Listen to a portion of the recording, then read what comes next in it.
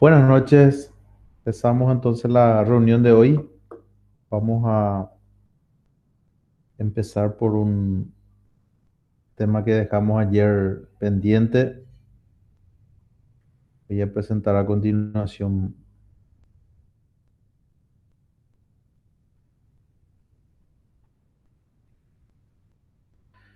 Ok, bueno, sé que ahí se está viendo esta pantalla, ¿verdad? Y quería mostrar un poco cómo se plantean las ecuaciones diferenciales para un sistema vibratorio, ¿verdad? Entonces voy a poner acá sistema eh, vibratorio, vibratorio de un grado de libertad, un grado de libertad, de libertad. Yo no pretendo, de hecho, esto no es un curso de física, ni no es el objetivo, era estar entrando en detalle, ¿verdad? De lo que significa o de cómo se plantean las ecuaciones físicas, ¿verdad? Pero más bien es para sacar las ecuaciones diferenciales y para poder aplicar las transformadas a la plana. Ese es realmente el objetivo, pero normalmente pues tenemos que algo por lo menos entender para poder plantear estas ecuaciones, ¿verdad? Entonces voy a plantear acá un sistema vibratorio sencillo, ¿ok? O sea, por lo menos voy a tratar de hacer lo más sencillo posible. Siempre suelo preguntar, ¿qué les parece? ¿Qué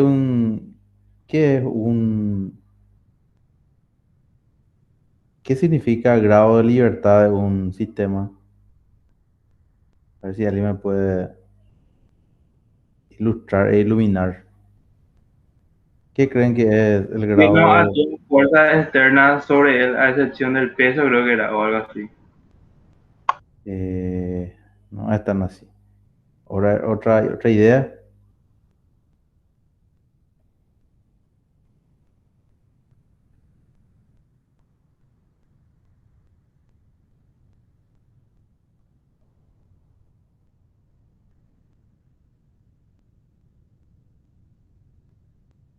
Grado de libertad de un sistema lo que indica es o se determina de acuerdo al número de variables que uno necesita eh, determinar o indicar para saber la posición en que está ese cuerpo. Eso es lo que significa grado de libertad. Por ejemplo, en este caso, eh, vamos a poner un ejemplo. Si yo tengo una bola que se mueve en un canal, así como estoy dibujando acá, eh, y por ejemplo tengo este eje de referencia que sería X. ¿Cuántas variables tengo que colocar para determinar la posición de esa esfera que está ahí? Una nomás, ¿verdad? Por ejemplo, si se viene a ubicar acá, este valor de X1 ya me va a determinar en qué posición está. No sé si están de acuerdo con eso. ¿Sí?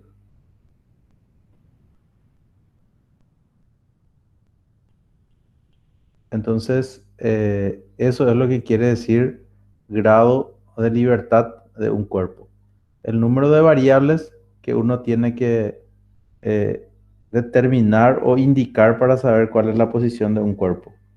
Vamos a poner otro ejemplo. Voy a borrar todo esto que está acá. Vamos a suponer que esta es una superficie y un cuerpo se puede mover dentro de esta superficie. ¿Cuántas variables yo tengo que indicar para saber, para indicar la posición de ese cuerpo? Probablemente dos, ¿verdad? Puede ser eh, esta coordenada que puede ser y esta coordenada que es X y te va a poder determinar la posición de ese cuerpo. O puede ser también que alguien diga, no, esta distancia y este ángulo también. ¿Ok? ¿De acuerdo? Entonces, con dos variables y un sistema o un elemento que se mueva de esta manera y que se necesite definir dos variables para saber su posición, sería de 2 grados de libertad. Esas variables tienen que ser independientes entre sí, porque voy a poner otro ejemplo. Si yo tengo, por ejemplo, una circunferencia acá y digo que este elemento, esta pequeña esfera que voy a dibujar acá, esta, se mueve sobre esta circunferencia, eh, para saber la posición de este cuerpo, ¿cuántas variables necesito definir? Aparentemente dos también, ¿verdad? Este valor y este valor, ¿verdad? Pero realmente es una sola, un solo grado de libertad en este caso, porque x cuadrado más y cuadrado es igual al radio, ¿verdad? O sea, el radio sería este. Entonces, x y y para esta situación no son independientes entre sí. Entonces, este realmente también es un sistema de un solo grado de libertad. Aunque parezca de 2 grados de libertad, es de 1 grado de libertad. Bueno, eso es para cultura general, no tiene nada que ver con la plavera, pero como acá puse grado de libertad, entonces, para que vean entonces que se refiere a eso que está ahí. Porque coloqué acá, repito, grado de libertad. Entonces, esto, lo que nosotros vamos a decir acá, vamos a decir es de que este cuerpo, esta masa M, se va a mover, pero se va a mover en la posición vertical, nomás se va a mover. No se va a poder mover en la posición horizontal. Entonces el movimiento va a estar restringido en este eje que está acá. ¿Estamos de acuerdo? Entonces, esa premisa voy a tener para poder resolver este ejercicio. Bueno, el otro elemento que voy a definir va a ser este elemento que está acá, que es un resorte, ¿ok? Y este elemento que está acá, que es un amortiguador, que yo le voy a llamar V, el valor que lo determina. Y voy a dibujar, así como ayer dibujé al elemento resistencia. Acá no tengo resistencia, pero este es un resorte. Y este resorte lineal, así como estoy indicando acá, este resorte lineal está caracterizado como F, la relación es X de T por K, ¿ok? Van a encontrar en el, ¿cómo se llama? En el GLIM van a encontrar así, que si este es X1, este punto de X1, ¿verdad? Y esto es X2, este punto, realmente van a tener que, esto es X2 menos X1. O sea, sería el delta X. ¿Ok? Para el caso del, ¿cómo se llama? Amortiguador, del amortiguador, se va a cumplir lo siguiente. Hacia largo ya dije acá.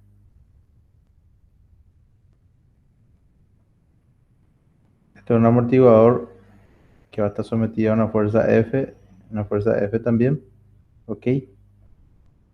Entonces, si este es X2 y esto es X1, esta fuerza se relaciona con esa variable X. Algunos libros utilizan V mayúscula y otros libros utilizan la letra C. No recuerdo cuál es el que utiliza el Glenn. Voy a utilizar V, el que me viene ahora y coloco V. Pero repito que puede ser C también, a uno le llaman C. Y acá es X2' menos X1 O sea que es proporcional a la variación de la velocidad, la derivada de x, a la velocidad, v por la velocidad. Evidentemente, si este punto de x1 está fijo, ¿cuánto va a valer x1? Va a valer cero y su derivada también va a valer cero. Entonces directamente van a encontrar los libros v por x segunda, k por x2. Pero en términos generales es así como estoy escribiendo. ¿Ok? Y el otro elemento que se suele utilizar en un sistema vibratorio es la masa. ¿Ok? Entonces, si esto es m y esto es f, voy a tener de que si este punto es x2 y este punto que está acá es x1, esta fuerza se relaciona con la masa por esta relación. La segunda derivada de x2 menos la primera derivada de x1. Repito, esto normalmente es, es cero, normalmente es cero y normalmente es cero. ¿Ok? Pero en términos generales podemos escribir de ese modo que está indicado ahí. ¿Ok?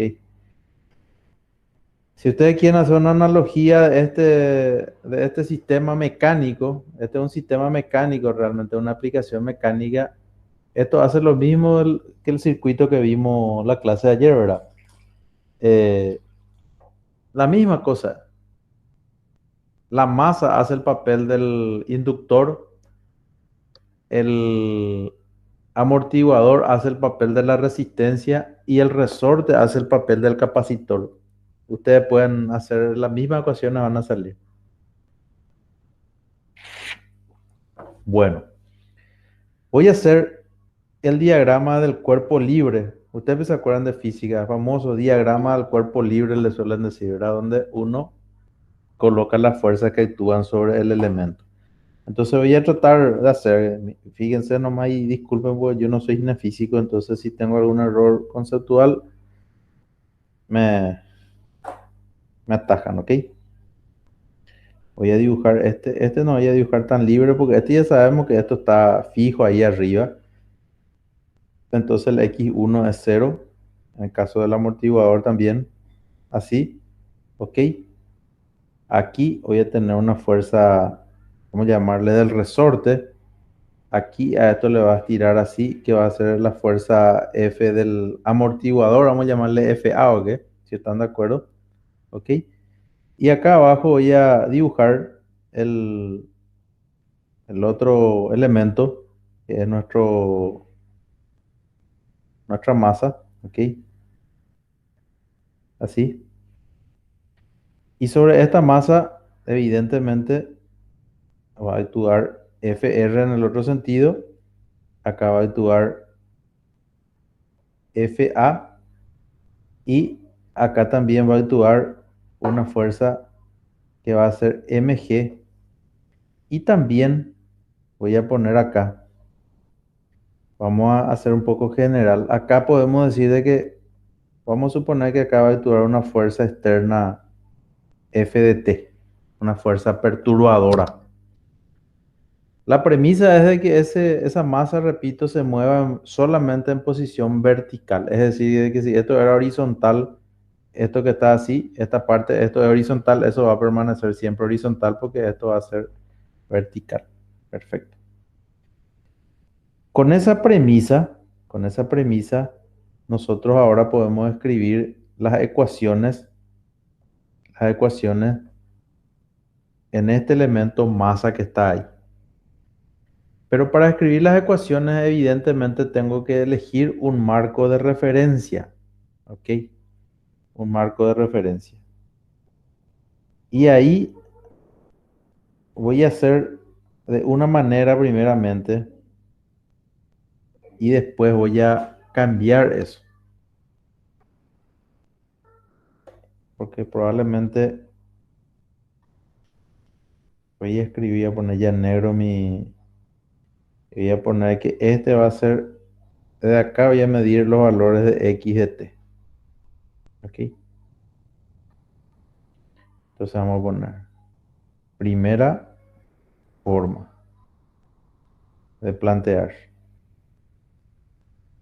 La primera forma de plantear las ecuaciones sería en la dirección del movimiento, ¿verdad? La dirección del movimiento sería la masa multiplicado por X segunda, que sería la fuerza que va a actuar acá, ¿verdad?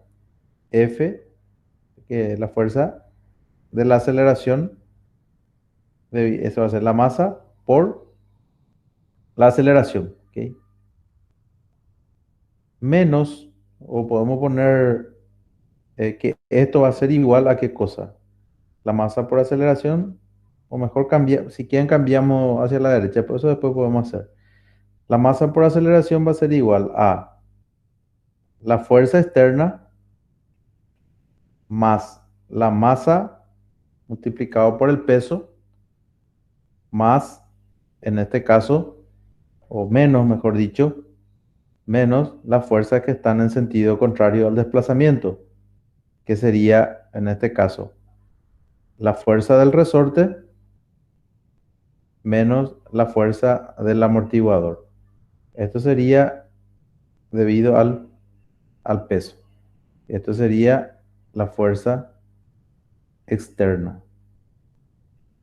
Esto era aplicando la ley de Newton, ¿verdad? Donde hablaba de que la sumatoria de todas las fuerzas que actúan sobre un cuerpo es igual a la masa por la aceleración del cuerpo. Ok. Bueno, voy a hacer lo siguiente. Estos valores de FR y MA voy a pasar todo en el primer miembro. Voy a operar. Voy a tener FA más FR igual a FT más MG. Seguidamente voy a reemplazar las relaciones de FA y FR. FA recién vimos que va a ser el del amortiguador, que va a ser la B multiplicar, que es una constante, por la velocidad. Entonces, acá voy a tener la B multiplicada por la velocidad. Y la fuerza del resorte sería la K multiplicado por el desplazamiento. Y esto va a ser igual a la fuerza externa más la masa por la aceleración, que es una constante. Perfecto. Eh, Esto que está acá es la ecuación rectora de este sistema vibratorio de un grado de libertad. ¿Ok? Se puede ya dejar ahí, y mi marco de referencia coloco, básicamente estoy colocando en este punto que está acá. Acá estoy colocando mi marco de referencia. ¿Se entendió? Ahora voy a mostrar un poco cómo también se suele expresar esta ecuación rectora, esta misma ecuación rectora, si es que cambio el lugar donde coloco mi marco de referencia. Para eso voy a dibujar otra vez para que intentar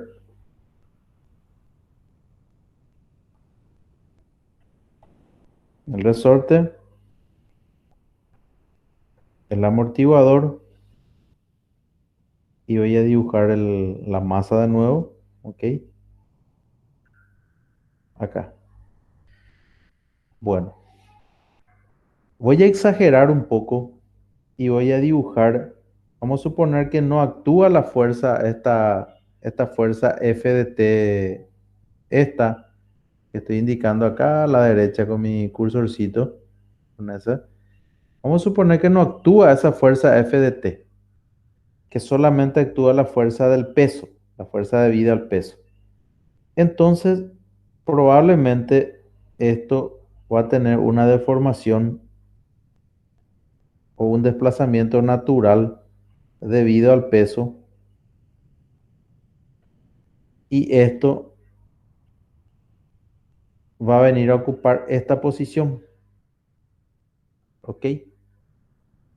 ¿Está bien? Y este valor que está acá, este valor que está acá, este valor que está acá, yo le voy a llamar delta estático, que es el desplazamiento debido al peso. ¿Ok? Vamos a poner al otro lado. Desplazamiento debido al peso.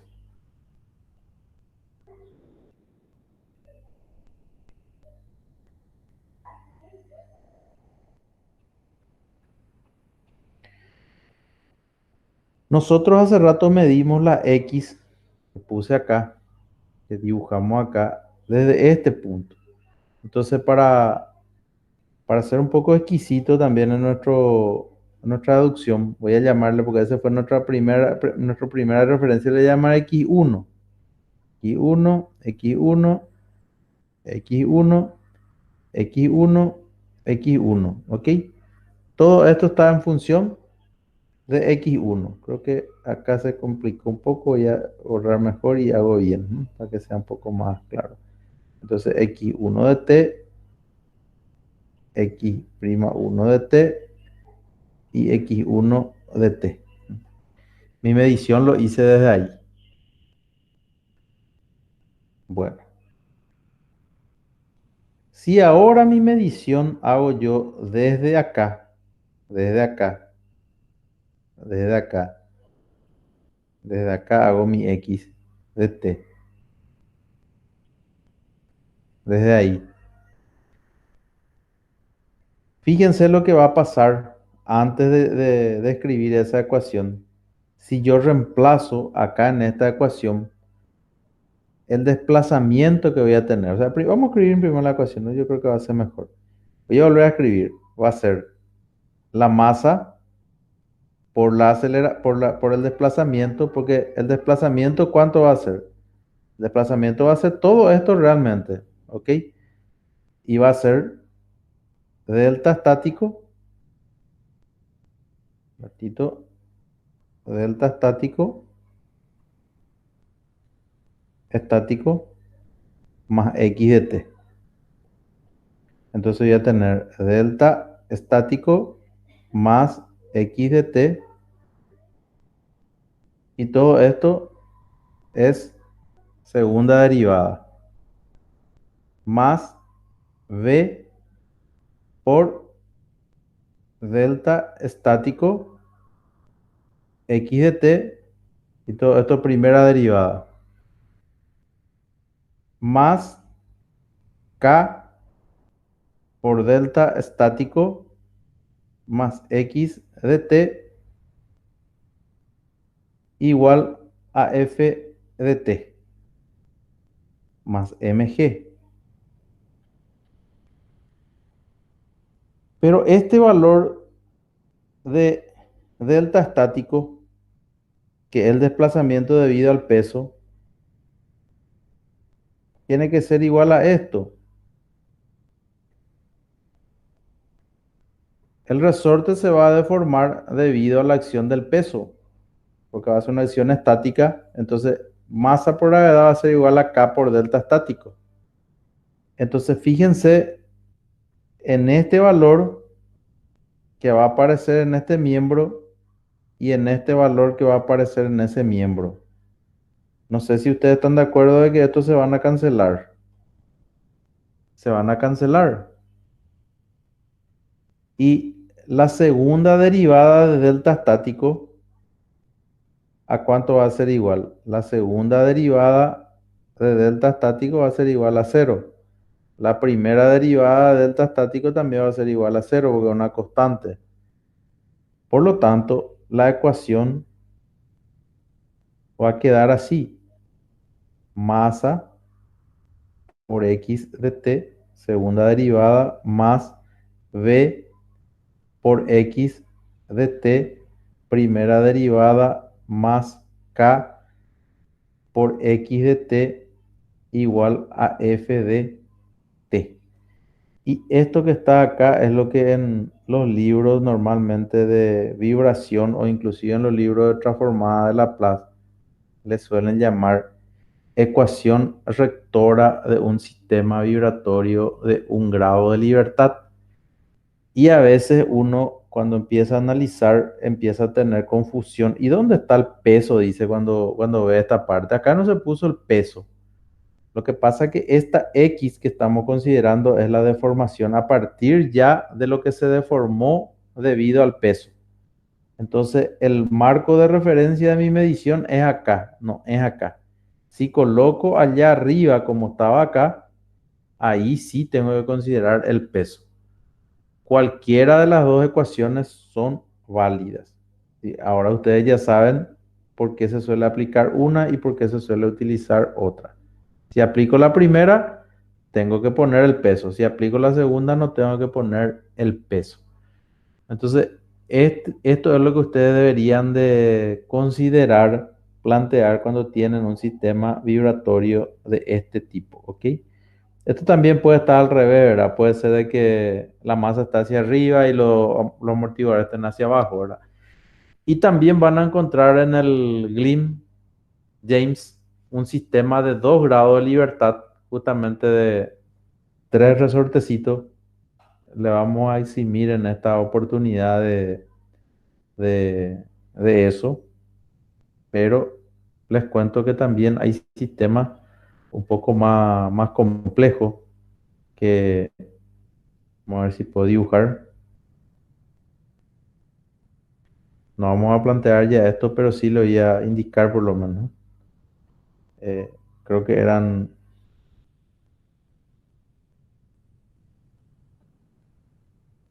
creo que eran tres y acá tenían resorte, dos no aparecer ahora, pero este ya es un sistema inclusive mucho más complejo. Inclusive acá puede haber un amortiguador entre ellos. Acá, por ejemplo, dependiendo del valor de M1, M2, M3, K1, K2, acá, como le digo, acá puede haber un amortiguador. Puede haber acá un amortiguador, así por ejemplo. Eh, Se plantean las ecuaciones y acá ya van a tener que representar mediante dos variables, ya no van a tener una sola X. Van a necesitar dos variables para poder determinar la posición de ese punto. Nosotros, este sistema, ahora ya no vamos a ver porque ya no tenemos en lo presencial, vamos a ver eventualmente este tipo de aplicaciones, pero van a encontrar también en el GLIM de mayor grado de libertad.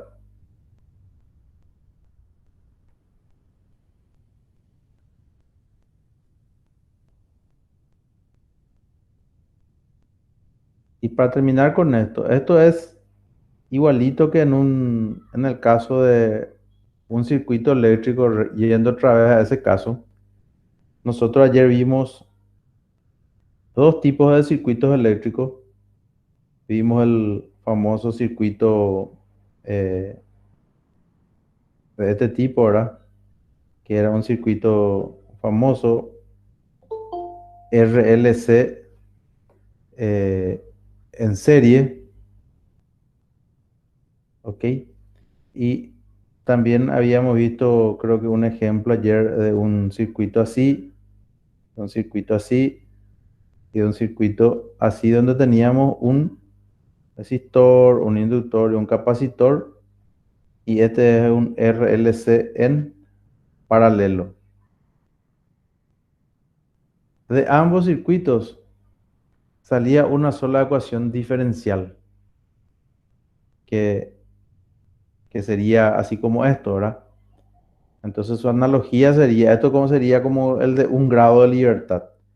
Si ustedes tienen un circuito un poco más complejo, como por ejemplo, voy a poner un ejemplo, no voy a resolver, pero voy a plantear, ¿verdad? Vamos a suponer que tienen un circuito clásico. Estoy inventado nomás, no es que vamos a resolver. Y vamos a suponer que tengan acá un capacitor, ¿ok? Acá tengan ¿cómo se llama? Un inductor y acá tienen otro resistor. R1, L, C y este vamos a suponer que va a ser R2. Esto puede ser una función del tiempo, ¿ok? Si trato de resolver esto en el dominio de la S, ¿verdad? Transformo por Laplace y depende de qué me piden. Si quiero calcular el voltaje en el capacitor o la corriente de malla, por ejemplo, si es la corriente de malla, vamos a suponer que le pide, vamos, en la mayoría de los ejercicios le va a pedir esta corriente. Vamos a cambiar, le va a pedir, vamos a suponer, esta corriente y 1 de T. Y vamos a suponer que le va a pedir esta corriente que está acá y 2 de T. Entonces, estoy haciendo lo más simple posible. Si les piden, por ejemplo, esos dos valores, ustedes eh, pueden asociar acá una corriente de malla I1 y acá una corriente de malla I2 que va a coincidir con esas corrientes de rama que están indicadas ahí. Y ahora yo planteo esas ecuaciones de malla primeramente en el dominio del tiempo. En el dominio del tiempo, por ejemplo, voy a tener que V de t va a ser igual a R1 por I1 de t, ¿correcto? Más el voltaje en el capacitor, ¿verdad? Y el voltaje en el capacitor era 1 sobre C, la derivada, o sea, la integral, en este caso va a ser I1 de t menos I2 de t por diferencial t. Eso sería para la primera malla. Para la segunda malla, me refiero a esta que está acá, a esta malla, ahí estoy recorriendo con eso. eh, la ecuación sería 0 voltios, sería L, el voltaje en el inductor, y 2 de T, más el voltaje en el resistor 2 por I2 de T, más 1 sobre C, integral de 0 a T, I2 de T menos I1 de T, diferencial T. Esto que Pero escribí el capacitor no va a tener polaridad. se le puede colocar polaridad, pero no te va a cambiar tu planteamiento. O sea que vamos a ponerle, pero no te va a cambiar. Ayer incluso en el ejemplo que estuvimos mostrando, si le coloco ahí con polaridad, a lo mejor alguno se va a escandalizar por haber escrito así como escribí acá, ¿verdad? Entonces si se van a sentir más cómodos, no tengo problema en colocarle así, pero igual nomás le va a salir el resultado si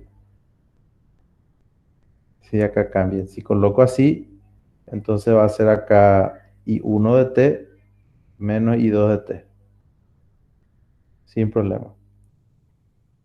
Fíjense que ahora ya no tienen una ecuación, ya tienen dos ecuaciones. Haciendo una analogía con esto de este sistema mecánico, acá con una ecuación ustedes solucionaban hace rato.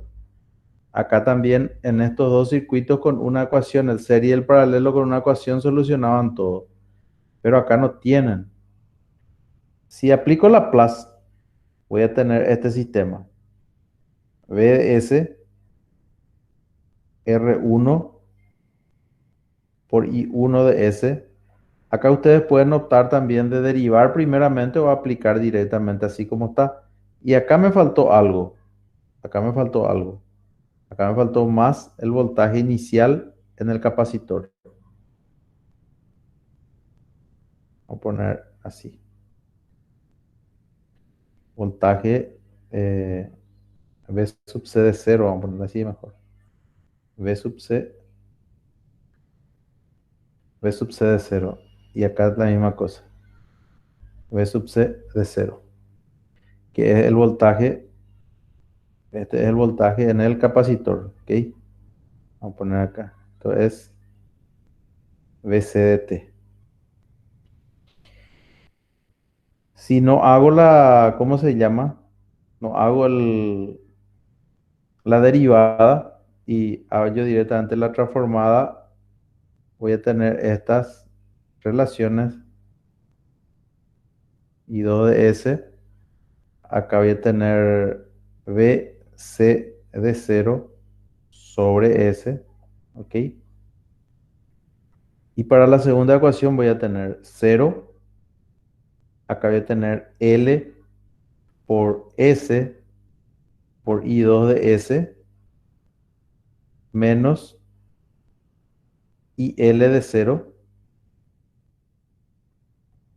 más R2 por I2 de S más uno sobre CS por menos, perdón, menos I1 de S más uno sobre CS por I2 de S menos BC de cero sobre S. Y esto le podemos llamar, si quieren, dominio, dominio T temporal y estas dos ecuaciones, dominio S. La ventaja es de que en el dominio S, ustedes están viendo que no hay ya derivadas, no hay integrales. ¿Cuál es la incógnita? La incógnita es calcular I1 e I2 y luego calcular la inversa. ¿Se acuerdan cuando hicimos sistemas de ecuaciones? Era eso lo que estábamos planteando. ¿Sí? Entonces, esto va a ser algo bastante complejo ya que ustedes tengan un sistema con dos mallas, tienen un sistema de dos ecuaciones con dos incógnitas. Si tienen tres mallas, tres ecuaciones con tres incógnitas. La misma cosa, un sistema de dos grados de libertad, ya no van a tener una ecuación, van a tener dos ecuaciones. En términos generales, lo que son las aplicaciones. Y por último, lo que tenía para mostrarles, y voy a compartir con ustedes a continuación, es este material que está también en el aula virtual, que les hablé la clase pasada, que son transformadas de funciones elementales que nos van a ayudar para poder calcular algunas transformadas que aparecen. Entonces, no vamos a estudiar más que para esa aplicación, pero tenemos que familiarizarnos con ella. La primera, que se llama función gamma, es una función que se define mediante una integral también impropia, parecida a la transformada ¿cómo se llama? De Laplace.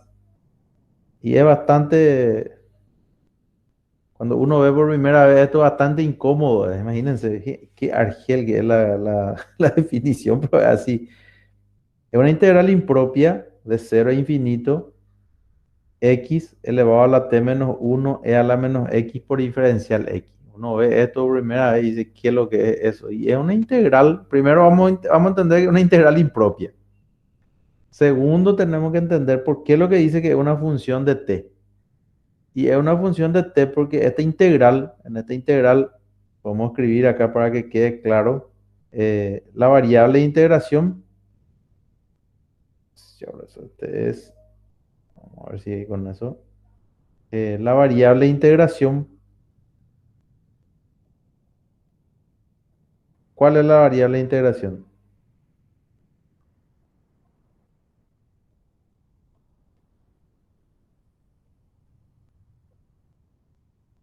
Es x. Y como una integral definida, esa variable de integración va a desaparecer cuando se evalúa. Y por otro lado, eh, tengo que este valor de t es una constante. T es constante. ¿Están viendo eso? Entonces, evidentemente, el resultado de la integral impropia va a ser una función de t. O sea que en toda esta integral impropia, la t es una constante. Por lo tanto, va a salir en función de ese valor de t. Nosotros vamos a definir o vamos a utilizar la función de gamma para el dominio t mayor a cero, a pesar de que la función gamma también está definida para otro dominio. Sin entrar a... Pero también acá el profesor Juan Carlos puede ayudarnos mucho porque él tiene mucho más formación que yo incluso en todo esto. Puede ayudarnos en aclarar sobre algunas cosas que yo por limitación no lo voy a poder aclarar, ¿verdad? Pero esta es otra manera de expresar esta función gamma y es lo mismo, ¿verdad? ¿Cómo pueden demostrar esto? Si ustedes agarran y, por ejemplo, hacen acá x igual a u cuadrado y empiezan a reemplazar en esta integral y ponen en función de la variable u, les va a salir esta expresión, aunque ustedes no me crean, le va a salir esta expresión, le va a salir. Entonces, esto es equivalente a esto. Entonces, en vez de escribir t menos 1, este es 2t menos 1, y en vez de escribir menos x cuadrado, es menos x. Pueden hacer ustedes la demostración de esto, ¿verdad? Porque acá tienen que hacer diferencial x igual a 2u diferencial u. Esto es lo que tienen que reemplazar acá, ¿verdad? La x acá, u cuadrado, este sí está resuelto. Esta u cuadrado tienen que meter acá, ¿verdad? Tienen que hacer x a la t menos 1 va a ser u a la, ¿cómo se llama? Al cuadrado a la t menos 1. Entonces ahí ya va a ser 2t menos 2, pero con esta u que está acá se va a simplificar otra vez y van a tener esto que está acá. Entonces en algunos libros puede que tengan esta situación, ¿verdad? Nosotros vamos a utilizar más esta, la primera, ¿verdad? Con esa es suficiente. Encontré también esta sí ya no me tomé el tiempo de mostrar así como esta, ¿verdad? Pero esta también representa la misma integral. Tiene otra forma nomás, pero es la misma integral que está ahí. Repito, no nos peleemos por eso y vamos a tratar de, de ver de que la integral que nosotros vamos a, la función gamma va a ser esta y punto. Podemos poner ahora cuando estudiemos, este es su equivalente, es igualito, escrito de otra manera no.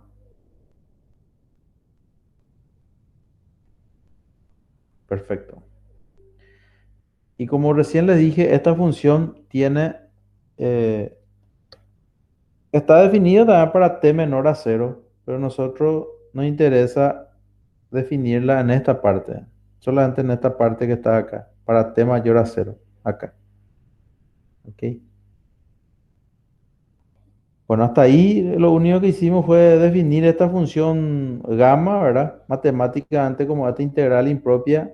Hay que tratar de aprenderse un poquitito de eso para poder entender lo que viene después. Y lo primero que viene es calcular la transformada de Laplace de t elevado a la a.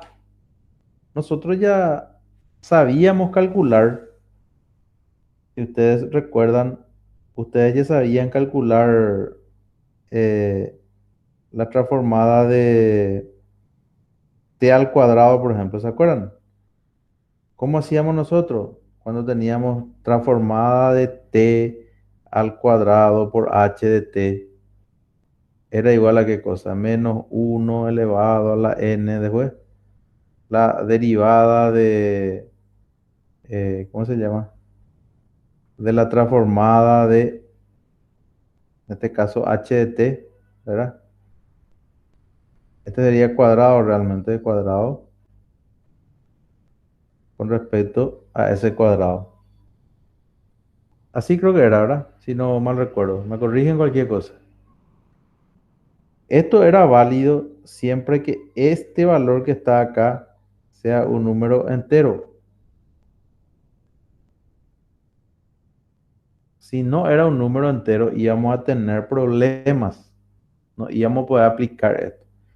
Entonces de ahí es que viene, porque a veces uno dice, ¿y para qué es lo que en cálculo estudiamos después función gamma? Y es para poder aplicar al cálculo de una transformada de Laplace de una función en la cual a ya no es un número entero y positivo. Es un número ya en este caso no entero, ¿verdad? Entonces, fíjense lo que se hace. Vamos a tratar de seguir un poco el hilo.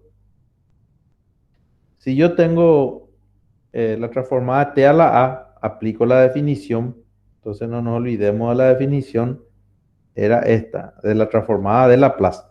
F de t por e a la menos st diferencial t integrado de 0 hasta infinito.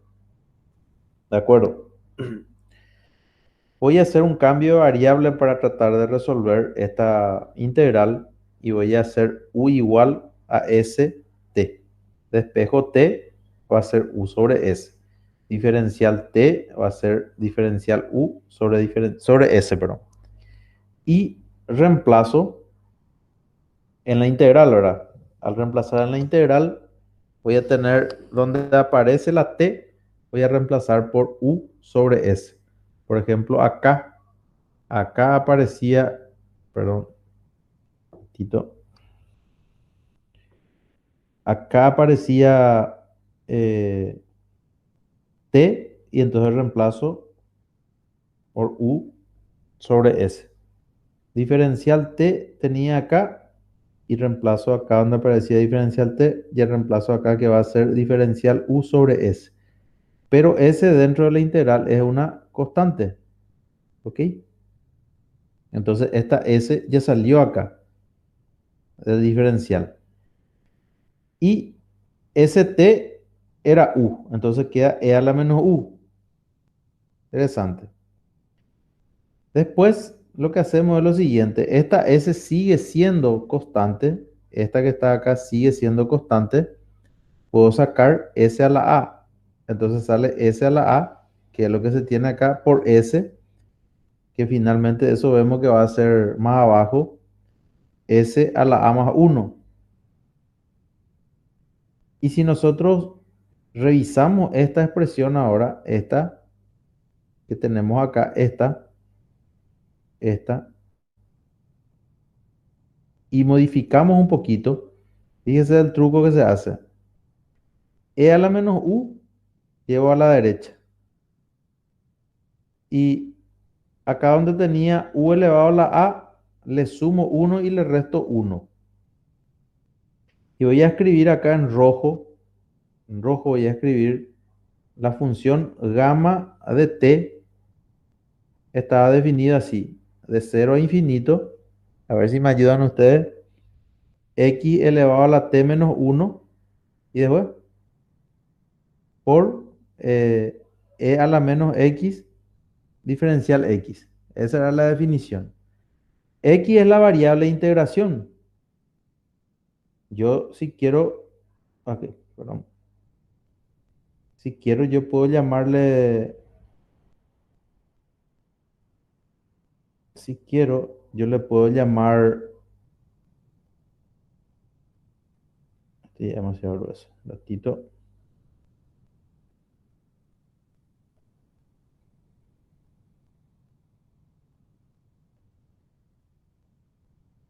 Va a ser de 0 a infinito. Y en vez de utilizar la variable x, voy a utilizar la variable u. No cambia. ¿Se acuerdan ustedes de esa propiedad en, ¿cómo se llama? En cálculo uno? Que la integral definida no depende de la variable de integración. Depende de los límites de integración y del integrando, de la función que estamos integrando. Entonces yo no cambio la función, cambié la x por uno. Entonces, fíjense que si yo le llamo a esto gamma de t más uno es reemplazar t más uno allá. Y voy a tener básicamente esta expresión. Por ejemplo, para no mezclar ahí con el valor de a, vamos a poner así. Gamma de a para que sea igualito a lo que tenemos ahí, va a ser u de a menos uno por e de menos u diferencial u. Y gamma de a más uno es reemplazar la a y va a ser así. U a la a más uno menos uno e a la menos u diferencial u. Entonces, todo esto que está acá, todo esto que está acá, es lo que nosotros le llamamos como la función gamma de a más uno. ¿Entiendes? Entonces, podemos demostrar que la transformada, ese sería ya el tipo, el resumen de todo eso, que la transformada de t a la a, de t a la a, es igual a uno sobre s a más uno por gamma de a más uno. ¿Ok? Eso es, entonces, esto nos va a dar una forma para calcular la transformada de t a la a cuando a ya no es una constante positiva y entera. Para eso entonces estamos estudiando esto. Y esto se va a cumplir siempre que tengamos de que a más uno sea mayor a cero como está indicado acá. Ahí se va a cumplir eso. Bueno, acá se hace una analogía. ¿Se acuerdan de que esto recién también yo les indiqué? Esto era lo que nosotros estamos aplicando. Si evidentemente este es h de t, acá estaríamos teniendo el valor de la derivada de h de t, ¿verdad? Entonces, eso es lo que se está indicando en esta parte ahora. Se está reemplazando eso. Y f de s es uno sobre s, que es la transformada de h de t. Y al reemplazar eso, esto que estaba acá, esto que estaba acá, perdón, esto que estaba acá, o en general todo eso, salía n factorial sobre s a la x más uno. Y cuando eso, la x era un número entero y ahora no necesariamente ya es un número entero. Y este valor de n, si ustedes ya se van a imaginar, n factorial, fíjense que esta fórmula también vale. Esta fórmula que escribimos acá también vale para los valores de a entero. También vale para los valores de a entero. Entonces, acá ya podemos intuir nosotros de que si n es un número entero, n factorial es igual a la transformada, a la función gamma de a más uno. ¿Lo ven? Estamos demostrando. Eso ya sería ya una propiedad propiamente, propiamente dicha. Acá se está demostrando básicamente eso que le estoy diciendo con un poco más de detalle, ¿verdad? Esto que está acá. Ok. Que factorial de a es igual a, en este caso, acá tendría que colocar a también. Vamos a poner bien para que quede factorial de a, si a es un número entero y positivo en este caso. Algunas de las propiedades de la función gamma, porque fíjense que nosotros vamos a necesitar calcular gamma de a más uno. Entonces vamos a usar algunas de las propiedades. Una propiedad habla de que la transformada de, o sea, la función gamma de uno, yo lo que tengo que reemplazar es t igual a uno. Acá es que aparecía, acá estaba la t, acá estaba la t, reemplazo t igual a uno, x a la cero es uno, ¿ok? E a la menos t diferencial t, esto es una integral directa, al, al integrarla me sale entonces que la función gamma de uno es igual a uno, directos. ¿Ok? La función gamma de un medio dice. es igual a pi. Bueno, realmente acá no voy a hacer una demostración rigurosa, pero sí voy a intuir de dónde sale. Recién vimos nosotros que la función, la transformada de t a la a era 1 dividido s a la a más 1, gamma de a más 1. Entonces, gamma de un medio, yo tengo que reemplazar acá donde aparecía la t, reemplazo un medio. ¿Ok? Entonces, reemplazo de x a la menos un medio, e a la menos x. Y esta integral que está acá es una integral medio especial. No la voy a resolver, solamente ya lo voy a indicar. Se puede resolver haciendo esta sustitución que se indica acá. Hay que pelear, si quieren investigar un poco para su cultura general, no es tan directa esta integral que está acá. Esta integral resolviendo dice que sale esta, esta acá, sale pi. Esa integral sale pi. Entonces nosotros, yo les muestro esto para ver de que en los formularios, cuando tenemos gamma de un medio, esto vale pi. Directamente nosotros vamos a poder utilizar. Eso se demuestra calculando ahí. Eh, la transformada de t a la menos un medio, para aplicar ya lo que recién vimos. Vamos a suponer, en este caso, a es igual a menos un medio. Fíjense lo que va a pasar. Si a igual a, a la menos un medio, acá tendría t a la menos un medio, s a la menos un medio más 1, gamma de menos un medio más 1. ¿Ok? Acá abajo voy a tener s a la un medio y menos un medio más 1 es un medio positivo. Y recién vimos que la transformada, o sea, la función gamma de un medio es igual a pi. Y esto quedaba s. Entonces, si nosotros tenemos eh, t, o sea, raíz de t, la transformada de 1 sobre raíz de t es igual a pi sobre s. Eso es lo que estamos demostrando acá en esta parte. Eh, Ir avanzando y redondeando. Esta propiedad también es interesante. La función gamma de t más 1 es igual a t por la función gamma. Acá se demuestra esa propiedad. Esta es la definición de la función gamma, esto que está acá. ¿Ok? Y acá trato de hacerlo por partes. A b le llamo e a la menos x, que es esto. Y de u va a ser x a la t menos 1 diferencial x. Si hago eso, evidentemente tengo que integrar u, diferencial u. Esto se puede integrar. Va a ser x a la t menos 1 más 1, t menos 1 más 1 y queda esto que está indicado acá. ¿Ok? Entonces,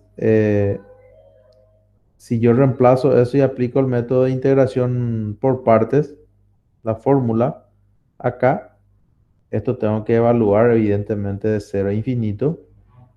Calculo y al desarrollar esto sale 0, primer sumando.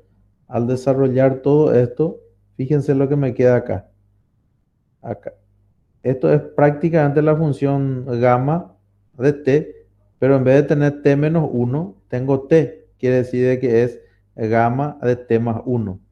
Acá se hace ese artificio para poder mostrar. Entonces acá y acá esta t quedó en el denominador. Por eso es que esto después multiplica acá y se demuestra la propiedad que recién estábamos viendo. Que gamma de t más 1 es igual a t por gamma de t. ¿Ok? Este algoritmo se puede seguir utilizando. Si recién dijimos de que perdón,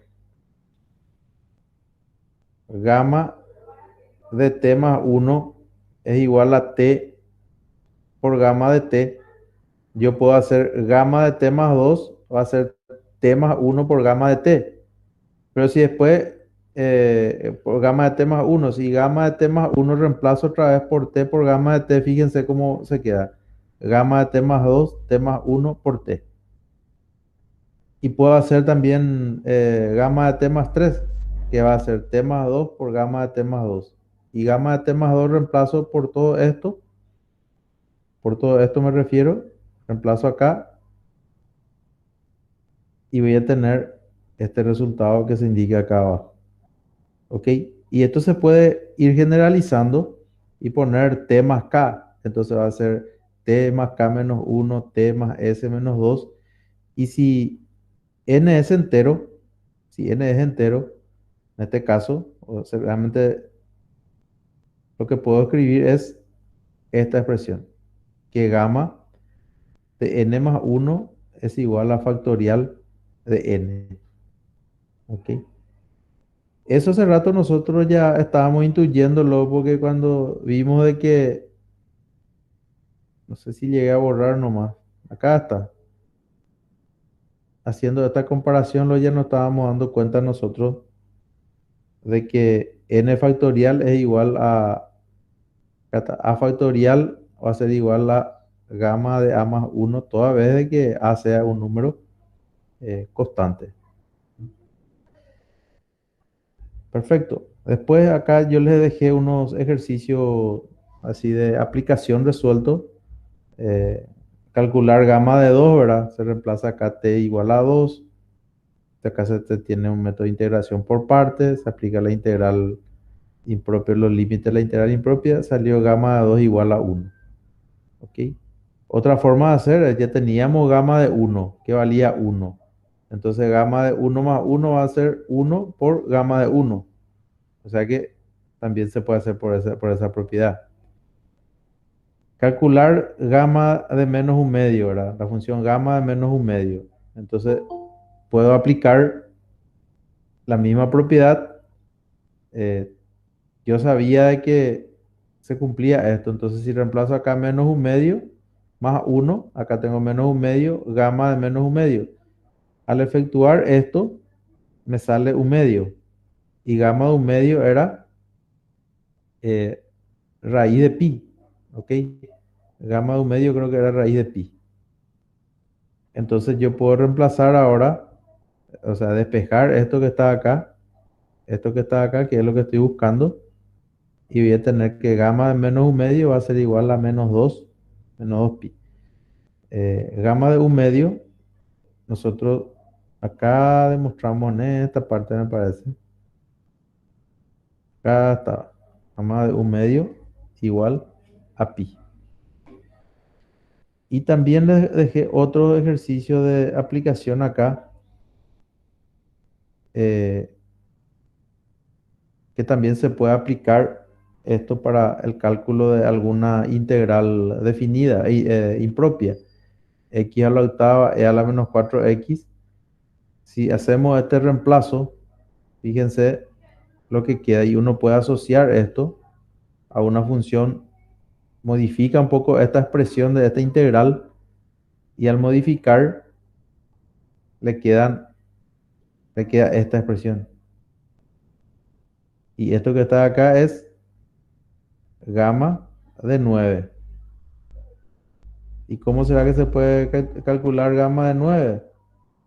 Y gamma de 9 pueden calcular que va a ser igual. ¿Se acuerdan que gamma de 8 más 1 aquí era igual a factorial de 8?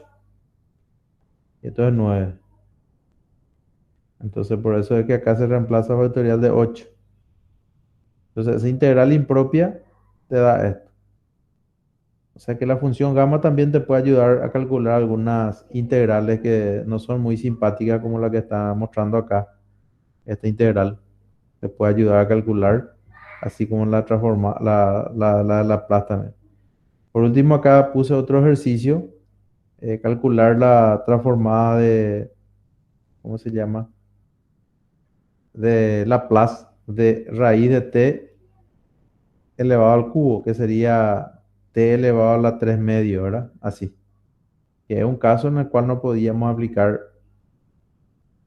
eh, lo que habíamos visto. Entonces se aplica directamente la relación que era gamma de A más uno sobre S A más uno. Entonces se van reemplazando A igual a 3 medios y 3 medios descomponemos en un medio más uno. Y a su vez esto era la función gamma de un medio multiplicado por gamma de un medio. Y gamma de un medio habíamos visto que es pi, ¿verdad? Entonces esto es 3 cuartos, esto es pi, y acá queda S a la quinta. Entonces tiene una manera también de calcular la función gamma. Por otro, y que ya, yo creo que ya les estoy cansando mucho con esto también, y para terminar nada más y desarrollar prácticamente todo con esto, lo que es el capítulo 3 la parte teórica, se define una función Bessel, que le pido a Juan Carlos si por ahí quiere complementar. Eh, Esta función Bessel es una función que satisface esta ecuación diferencial que está acá. O sea que la solución de esta ecuación diferencial que se está presentando acá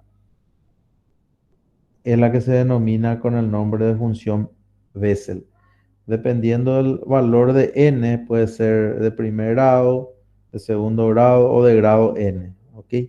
Entonces, sin entrar a ver mucho detalle, así como recién vimos lo que era la función Bessel, lo que tenemos que saber nosotros es de que esta función Bessel que estamos definiendo es una función que satisface esta ecuación diferencial que está acá, por un lado, ¿verdad? Y esa función Bessel se define y es medio complicada así mirándole, así como está dibujada acá. Parece bastante compleja, bastante complicada, pero acá, fíjense, aparece función gamma otra vez incluso, ¿eh? 2 a la n, gamma de n más uno. Y este valor de n es el que va a ir cambiando. Escrito esto de otra manera, esto está escrito como una serie. Yo puedo escribir también esta desarrollándolo de esta manera, ¿ok? De esta forma que está acá. Fíjense si yo coloco a la n igual a cero, creo que directamente la función te da esto. Nosotros ya no vamos a demostrar acá, pero acá lo que te está diciendo es que la transformada de la función Bessel para n igual a cero es igual a uno más s cuadrado, a raíz cuadrada. Entonces nosotros, por ejemplo, no sabíamos calcular la transformada inversa de esta expresión anteriormente, porque no sabíamos, no teníamos forma de hacer. Ahora, si nosotros tenemos algún ejercicio en el cual tenemos uno sobre uno más s cuadrado, su transformada inversa van a reemplazar por j mayúscula de cero, de t, ¿verdad? ¿Por qué? Porque esa es la función Bessel que satisface. Repito, no estamos demostrando, ¿no? Estamos asumiendo. Si n igual a uno, si n igual a uno, voy a tener s más uno más s cuadrado, y acá abajo voy a tener uno más s cuadrado.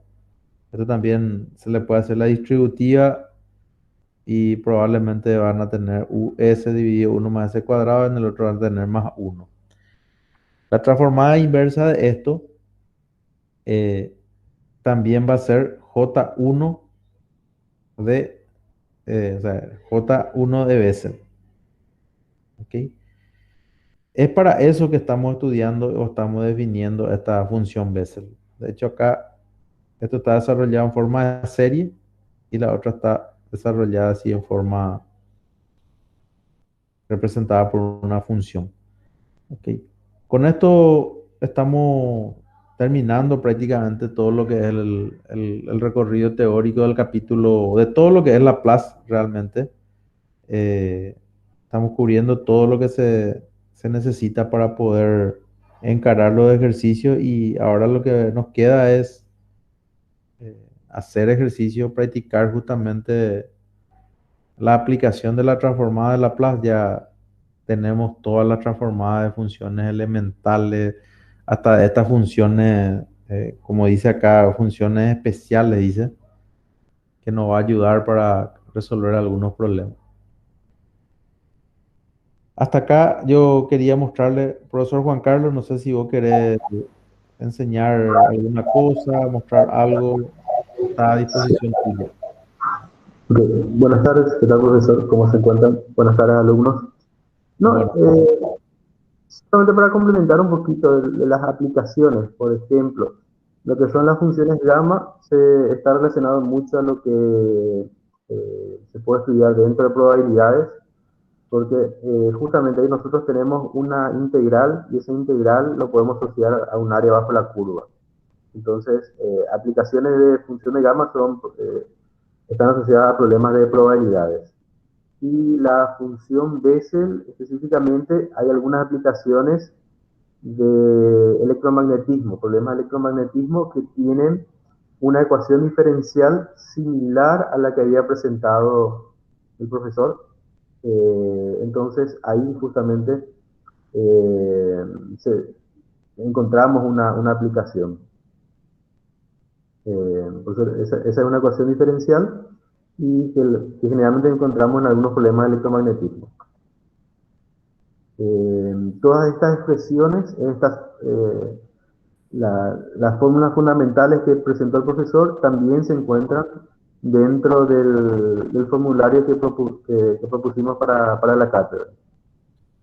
Entonces es importante que se familiaricen con ese formulario también, es muy importante eso.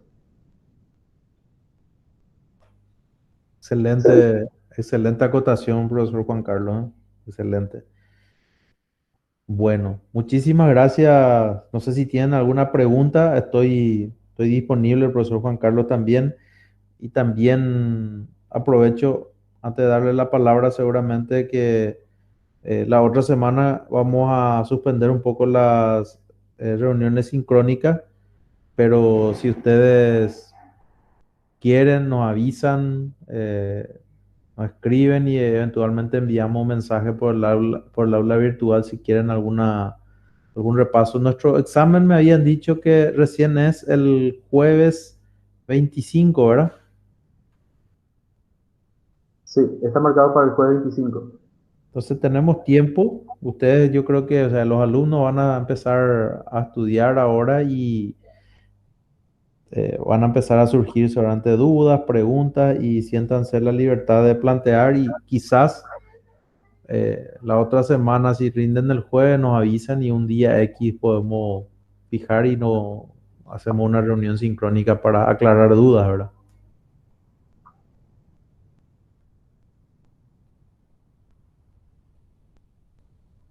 Bueno, está entonces, señores, les agradezco mucho su atención. Muchas gracias, profesor Juan Carlos, por tu ayuda y colaboración. Entonces, nos veremos próximamente. Okay. Muchas gracias a usted, profesor, y también a los alumnos por la participación. Que descansen. Gracias, profe. Dale, chao, chao. Nos vemos, Buenas noches a hasta todos. luego. Nos vemos.